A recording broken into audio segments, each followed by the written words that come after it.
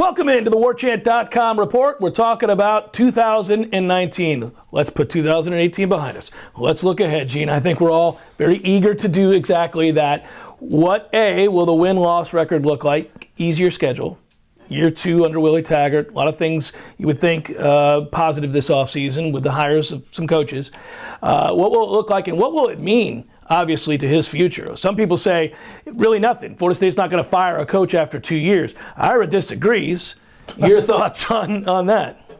But like you said, I mean, the number one, the schedule getting better. So, I mean, the schedule last year was brutal, and with everything else going on, it was a bad combination. So I think that's going to help you maybe a win or two.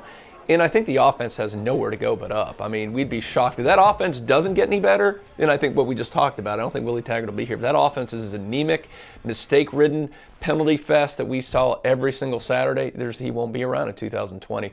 So, I mean, I'm looking at this point. You look at that schedule. You got, I think, 3 automatic wins between, ULM, Alabama State, and Louisville, as bad as they are, and coming into Tallahassee. So you got 3 automatic wins. I look at about 6 others. You're probably maybe 50-50 or slight wins, even in 50 of those. So absolute worst case, I think 6 wins. That's still not very good.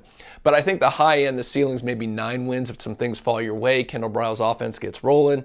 A little bit of improvement on defense. Clean up the special teams. Might win you a game or 2 there too. So you're in that window. This is going to be a team that's going to compete for an ACC or playoff. No, I don't think it is.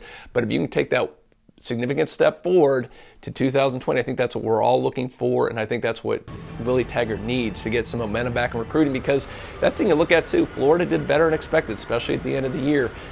Dan Mullen, not a dynamic recruiter, but the one way he can recruit well is they're doing well. Florida State, Miami are down here, then he can be the best recruiter in the state. So Florida State needs to get back up and to be relevant in 2019. Yeah, you got to win games against your rival. I mean, Dan's able to utilize the fact that they came into Tallahassee and beat the hell out of Florida State. That'll go. Yeah, I think, if I'm putting a number on it, I'd say right now I'd say probably about 8-4 would be a good solid season. If you can go 8-4, I think anything less than that, people are still going to be a little frustrated. But more important than the record, I think, is going to be how you play. And Gene touched on it. You just can't be as sloppy as you were. And you also can't get blown the hell out 6 times. I mean, I think that's every time you play anybody who's any good. Yeah, I mean, really. Clemson, but other than that, you shouldn't be blown out in a game. Yeah, not with that schedule. I mean, if you lose a few of those games, that's fine. You have to be competitive. Too many times this past season, they just weren't competitive, and so I think that's those are the things you're looking for. I mean, I think there's an outside chance with that schedule. I think they could win, crazy as it sounds, 9 games. Oh, I thought you were going to go 10. That's 10 would have sounded crazy. 9, yeah. But that's probably about as high as it could go. And perhaps none are bigger, and this sounds crazy to say, will be that first game against Boise State in Jacksonville. You can't lose that football game. If the last 2 times that Florida State fans watched their team play, they got blown out at home to Florida, and then they lose the first game of the year to Boise State in Jacksonville. People are already mad that game's over in Jacksonville. They'll be really mad if you lose it, because now it shows you have really made no improvements whatsoever. You've got to be able to win that game if you're a decent program at all. And I'm not trying to belittle Boise State, but we're Florida State. You can't go lose that game. It's crazy that a non-conference early game like that can be so important for a program. And for Willie Taggart's tenure, you lose that thing, man, because it's really a no-win. We know Boise State's a quality program. They've been consistently good, but the perception from a lot of people, hey, they're a non-Power 5 school. You're playing them in the state of Florida. You ought to win that game. You lose that game, man, I think the fans kind of check out at that point. You got to think the recruits start checking out at that point. It really sets up for a tough season. And you put your back against the wall, too, because you're going to start out with a loss in a game you probably should win, at least for a program like Florida State. So that game is scary right now. But in the opposite, you win that. You got a couple of those easy games early on. You get a little bit of a roll early.